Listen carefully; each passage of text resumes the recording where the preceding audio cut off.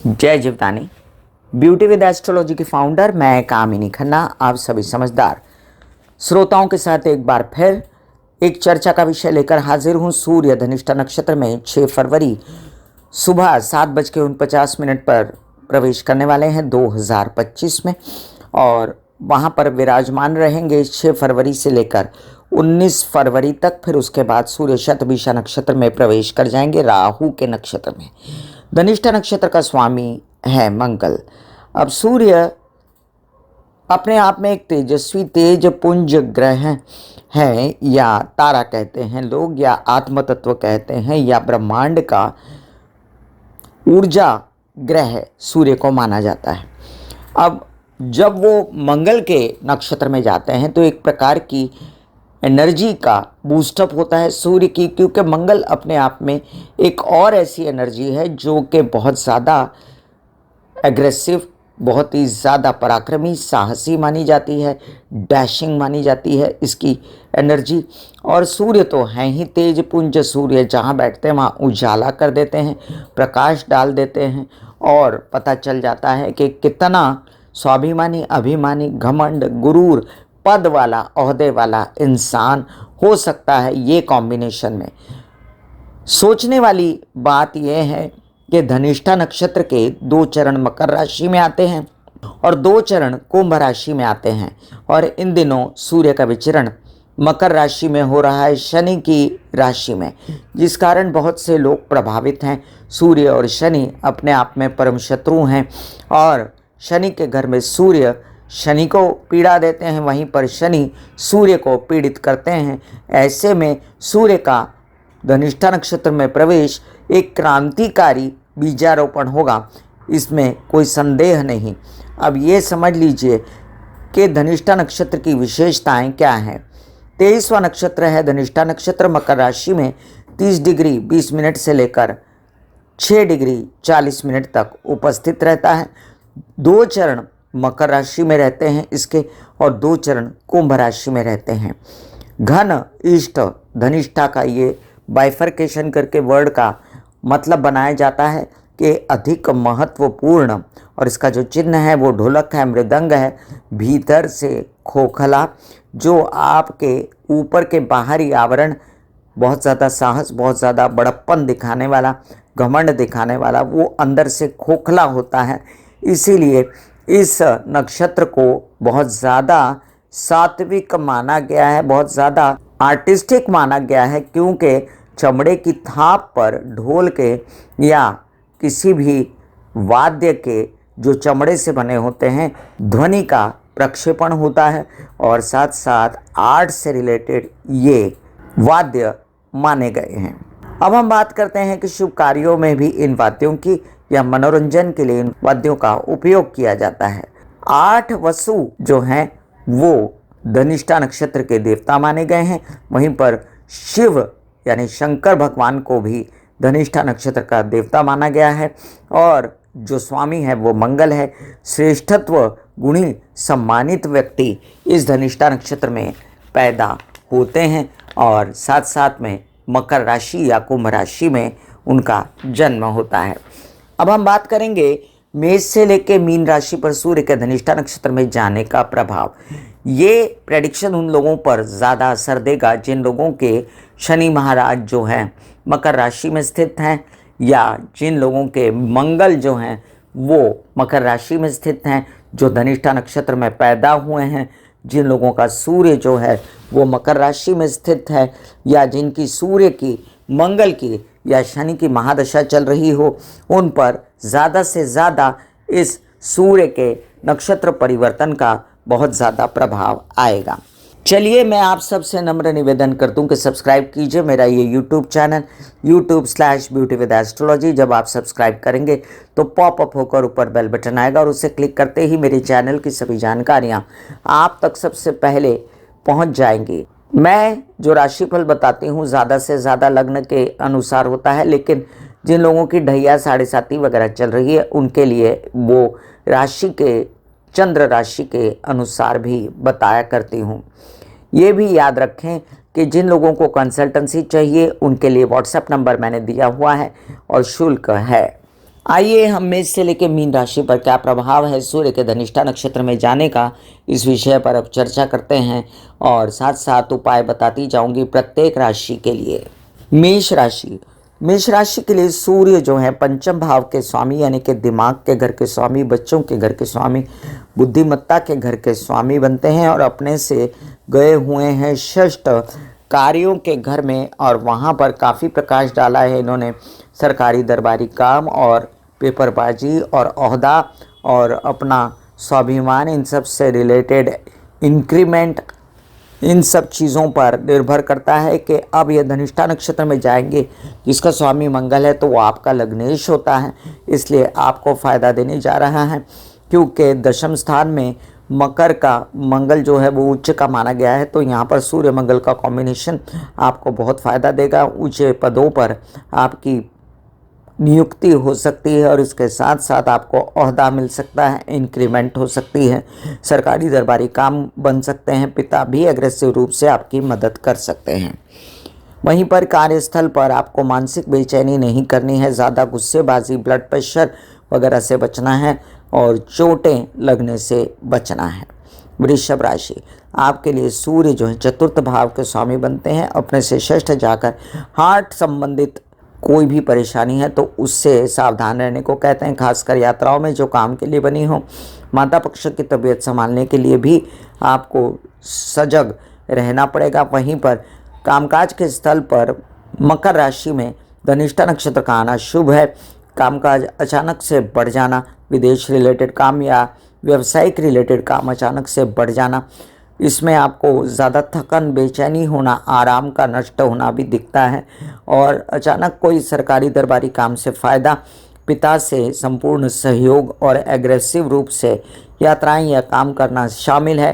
प्रोवाइडेडली आप अपनी माता की तबीयत भी संभालें और साथ साथ में अपने हार्ट रिलेटेड अगर कोई समस्या है, हड्डी, दांत, स्कल, आंख, स्पाइन वगैरह से रिलेटेड, कोई माइग्रेन वगैरह से रिलेटेड, उसका भी ध्यान रखें। जो लोग पढ़ाई के लिए आगे बढ़ना चाहते हैं उनके लिए भी अच्छा काल रहेगा। मिथुन राशि, बहुत ही ज़्यादा तबीयत संभालने की ज़रूरत आपको पड़ सकती है क्योंकि स्पष्ट है कि मंगल जो मकर राशि में उच्च के हो जाते हैं वो आपको धन तो दे सकते हैं। इस बार जब सूर्य मंगल की राशि में आएगा तो आपके अगर कोई ऐसा कोई अनुबंध होने वाला है जिसमें इंक्रीमेंट हो या पैसे आने वाले हों तो अचानक से धन के स्रोत खुल सकते हैं। सूर्य आपके तृतीय भाव के स्वामी हैं तो यात्राओं में आपको धन लाभ हो सकता है, छोटे भाई बहनों से लाभ हो सकता है, लेकिन वहीं पर छोटे भाई बहनों को ज़्यादा बेचैनी, मानसिक त्रास, ब्लड प्रेशर आपको या उनको ये भी दिखाई देता है। वहीं पर यात्राओं में खाना पीना, दवाइयाँ वगैरह साथ लेकर जाएं तो भी अच्छा है और अपनी तबीयत का, विशेषकर चोटें लगने का, ब्लड प्रेशर से बचना, ऑपरेशन से बचना, इन्हीं बातों पर इन दिनों आप ध्यान दें तो ज़्यादा अच्छा रहेगा। वैसे धन की प्राप्ति आपको हो सकती है। कर्क राशि, आपके द्वितीय भाव का स्वामी अपने से षष्ठ जाकर जब सप्तम में बैठता है तो आपके परिवार के लोग आपको व्यवसाय बढ़ाने में, धन प्राप्ति करने में मदद तो करते हैं, लेकिन इन्हीं परिवारजनों के साथ आपको कलह क्लेश नहीं करना है, गुस्सेबाजी से बचना है, अपने विवाहित जीवन में कलह क्लेश से बचना है। और याद रखें आपकी मानसिक स्थिति अच्छी रहेगी कामकाज करने के लिए, एग्रेसिव रूप से कामकाज करने की भी सोचेंगे, व्यवसाय बढ़ाने की सोचेंगे, लेकिन मेरी मानिए तो अभी आपको इन्वेस्टमेंट करने का समय नहीं है। हालांकि धन के स्रोत खुले हुए हैं, कामकाज भी खुला हुआ है, तो जो भी करें लिमिट में करें और साथ साथ अपना धन, संचित धन स्पेशली संभाल कर करें। सिंह राशि, आपके लिए बहुत ज़्यादा ज़रूरी है कि आप अपनी एग्रेसिवनेस, गुस्सा और अपनी ज़िदें, इन सब से बचते हुए, अपने मान सम्मान को ठेस ना पहुंचाते हुए जो लोन्स ले सकते हैं, जो काम बढ़ा सकते हैं, जो पैसे का व्यवहार कर सकते हैं वही करें और साथ साथ में अपनी तबीयत भी संभालें। नौकरी मिलने के बड़े ज़बरदस्त चांसेस हैं। वहीं पर आपके प्रॉपर्टी से रिलेटेड काम भी बन सकते हैं, कुछ काम आपके वाहन वगैरह से रिलेटेड भी बन सकते हैं। वहीं पर जो आपका वाहन जो आपके पास है वो तेज़ी से चलाना, रैश ड्राइविंग करना, घर के सुखों को नष्ट करना, इन सब बातों से भी बचना है। माता की और पिता की तबीयत को भी ठीक रखने की कोशिश करनी है। कन्या राशि, आपके लिए देखिए मानसिक जो बेचैनी आपको खर्चों की वजह से है वो ज़्यादा ना बढ़ जाए और उसके कारण आपका मानसिक संतुलन तो बिगड़ा हुआ है, लेकिन शारीरिक संतुलन ना बिगड़े। यात्राएं सावधानी से करें, जितना हो सके उतना ही काम लें। बच्चों के साथ झगड़पट्टी या अपना गुस्सा दूसरों पर निकालना, इन सब से बचें। खर्चों की अधिकता से बचें। वहीं पर एक बात याद रखें, धन लाभ के स्रोत खुल सकते हैं, पैसा आ सकता है और किसी विवाद से मुक्ति मिल सकती है, लेकिन आपको उसमें बेचैनी काफ़ी रहेगी। तुला राशि, कुछ काम आपके अटके हुए हैं ऐसे जिनमें आप चाहते हैं कि आपको लाभ हो, पैसा आए। फिलहाल मेरी माने तो आप अपने कोई भी तबीयत माता की खराब है तो ध्यान रखें। हार्ट संबंधित कोई परेशानियां हैं तो उससे बचें। और साथ में अगर वाहन प्रॉपर्टी खरीदना है तो जांच कर लें, तेज़ रैश ड्राइविंग ना करें और माता की तबीयत का ध्यान रखते हुए व्यावसायिक पार्टनर, वैवाहिक जीवन के पार्टनर के साथ संबंध अच्छे बना के रखें और जो धन या जो काम मिल रहा है उसको चूम चाट कर लें। ज़्यादा अपनी डिमांड ना रखें तो आपका काम आगे बढ़ने की संपूर्ण संभावनाएं हैं। वृश्चिक राशि, आपके लिए नया काम आपको मिल सकता है, लेकिन यात्राओं में आपको खाना पीना, दवाइयाँ वगैरह साथ लेकर जाना है जो कि आवश्यक है। कामकाज के बढ़ने के कारण बहुत ज़्यादा नौकरी पाने के लिए धड़पड़, आगे बढ़ना, यात्राओं में जाना आपको नुकसानदेह भी हो सकता है, इसलिए विशेष रूप से तबीयत संभालें। इन दिनों लोन ना लें, किसी से ना लोन दें और अपने ही चद्दर में पैर पसारें। पिता से सहयोग, छोटे भाई बहनों से मनमुटाव दिखता है कार्ड्स पर, इसीलिए सबके साथ संबंध अच्छे बना के रखें। आपके लिए बेहतर है कि सूर्य की रोशनी में बैठ के गायत्री करें। धनुराशि, धनुराशि के लिए अब देखिए, मानसिक बेचैनी संपूर्ण रूप से इस कारण है कि परिवार और संचित धन दोनों का तालमेल नहीं बैठता। हालांकि आप अपनी तबीयत को लेकर, शारीरिक तबीयत को लेकर आश्वस्त हैं, फिर भी आपको अधिकतम खर्चे और मानसिक बेचैनी से बेचैनी बढ़ सकती है। आपको अपने परिवार पर भरोसा रखना चाहिए, गुस्सेबाजी और गलत शब्दों का प्रयोग नहीं करना चाहिए और साथ साथ में बहुत ज़्यादा एग्रेसिवनेस नहीं दिखानी चाहिए धन प्राप्ति करने के लिए। संचित धन का नाश न करें और जितना भी कार्य आप नया कार्य शुरू करने के लिए, बीजारोपण करने के लिए लगा सकते हैं वो करें, उसमें आपको यश मिलेगा। नौकरी मिलने की भी संपूर्ण संभावनाएं आपको रहेंगी, जिसमें आप सरकारी नौकरी ढूंढ रहे थे तो वो भी काम हो सकता है। मकर राशि, आपके लिए अब देखिए, अष्टम भाव के स्वामी हैं सूर्य, अपने से श्रेष्ठ लग्न में जाते हैं जो आपके विरोधी ग्रह हैं। आपको बड़ी बेचैनी है उनको लेकर, ऊपर से धनिष्ठा में सूर्य आपको ज़्यादा बेचैनी दे सकते हैं और माता की तबीयत संभालना और केसेस विवाद में ना पड़ना, ये आपका मूल मंत्र रहेगा इतने दिनों के लिए जितने दिन सूर्य धनिष्ठा में है। याद रखें, आपको विशेष रूप से अपनी तबीयत, हड्डी, स्कल, दांत, आंखें, स्पाइन, कैल्शियम D3 से रिलेटेड या कोई चोट, एक्सीडेंट, ऑपरेशन, इन सब से रिलेटेड परेशानियों से बचना है।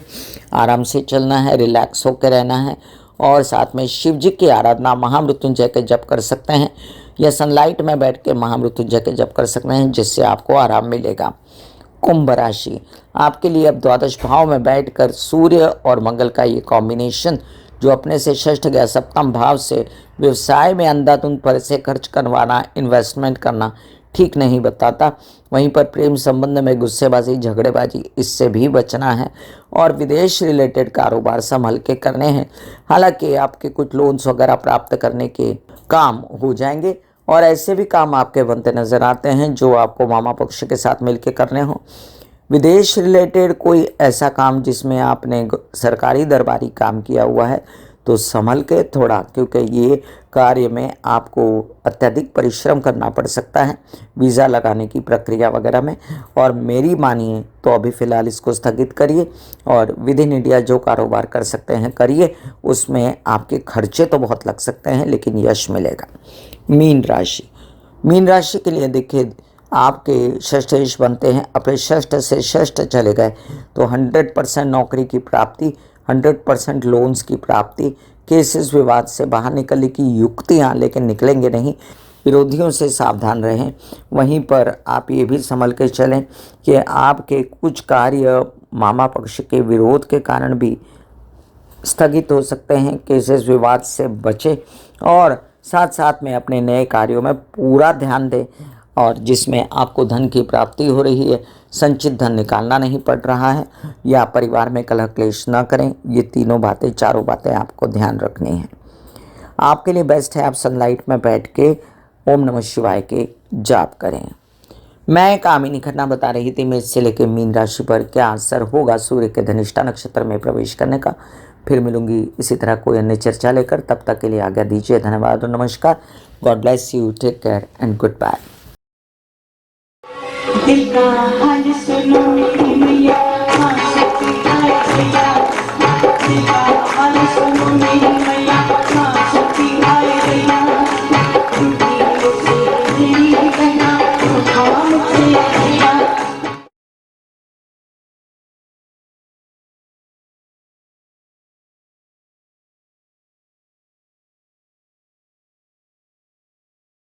जो मेरे विचारों में बहती है, जो नहीं हो करके भी है। माँ देखिए, चलो ख्यालों में ही सही, नींद न सही, जागती आंखों का सपना ही सही।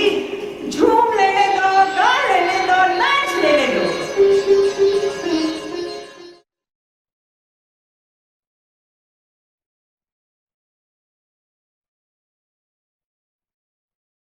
ऐसे बॉडी को बोला जाता है कि आप रिलैक्स हो रहे हो, आप रिलैक्स हो रहे हो। वाकई में वो रिलैक्स हो जाती है। फिर आप अपने एक एक अंग को बोलिए, आपकी शिखा रिलैक्स हो गई, आपके बाल रिलैक्स हो गए, आपका माथा रिलैक्स हो गया, आपकी आंखें रिलैक्स हो गई। ऐसा मैसेज दीजिए, ये आपका शरीर है।